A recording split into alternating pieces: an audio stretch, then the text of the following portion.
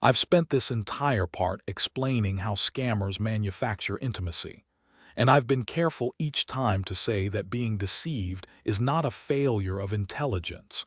Now I want to go one step further and say the thing that usually goes unsaid. These scams work partly because they give people something they actually needed. Not the money, the attention, someone who calls every morning, someone who asks how you slept, someone genuinely interested in your day week after week. For a person living alone whose spouse has died and whose children are busy and far away, that is not nothing. It's the most human thing in their week. That's an uncomfortable thing to say in a book about fraud, but leaving it out would make this chapter useless. Because the standard advice, stop talking to them, block the number, ask someone to give up the only warm conversation in their day, and offers nothing in its place. That's why people go back. Not because they don't understand it's a scam, because the hole is real. Here's the truth. Loneliness is not a character flaw, not a sign of decline, and not something to be ashamed of.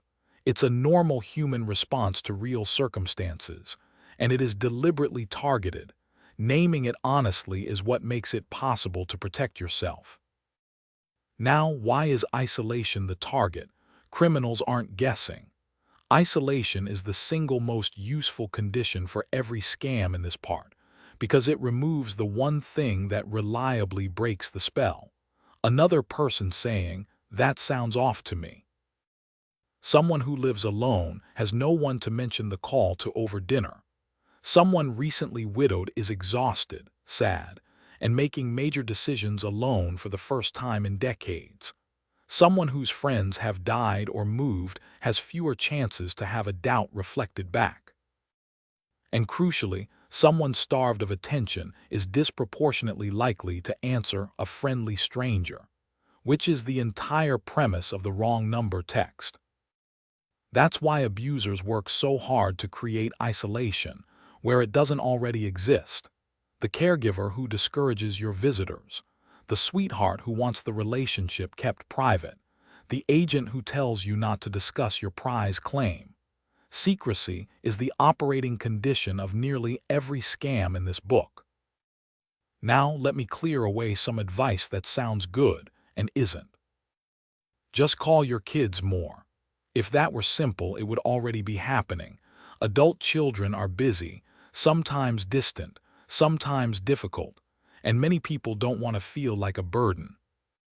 Get out more, true, and useless without specifics. Where, with whom, on a Tuesday afternoon in February.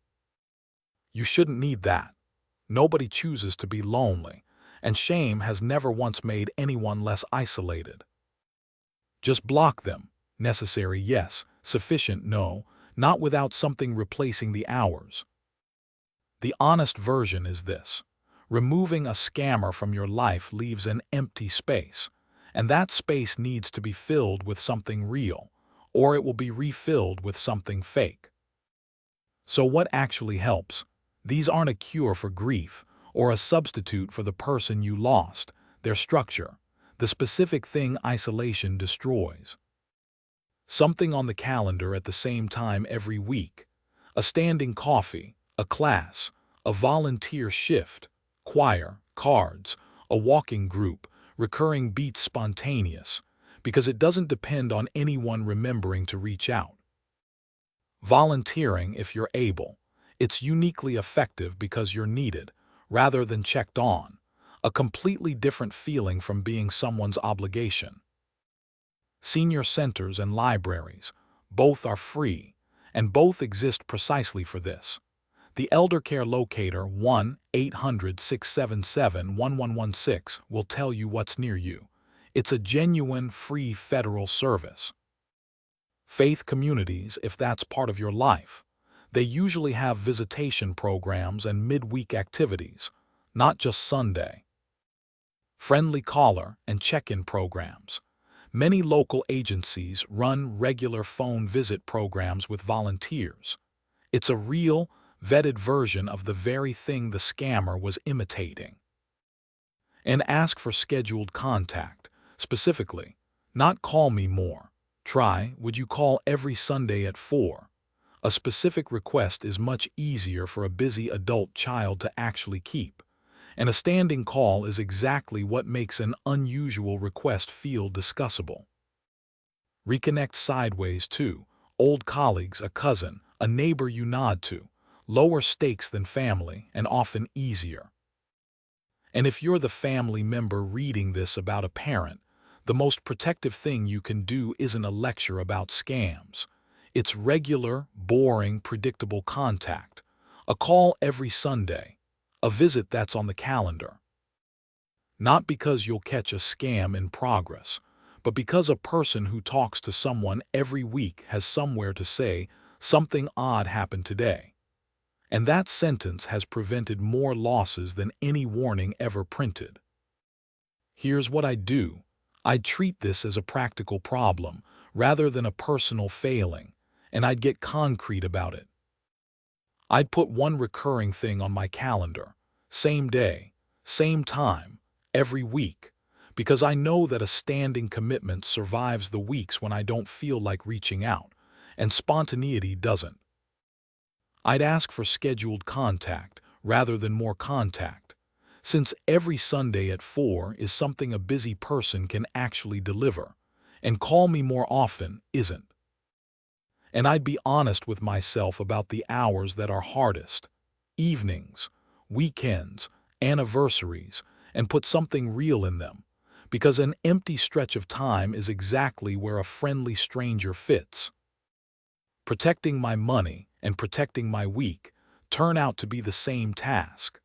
A person with one standing appointment and one regular phone call is dramatically harder to scam than a person with neither.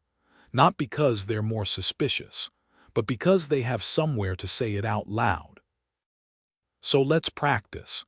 You've realized the man you've spoken to every morning for 5 months isn't real, and you've stopped answering. Tomorrow morning, there will be a silence where he was. So today, you do two things.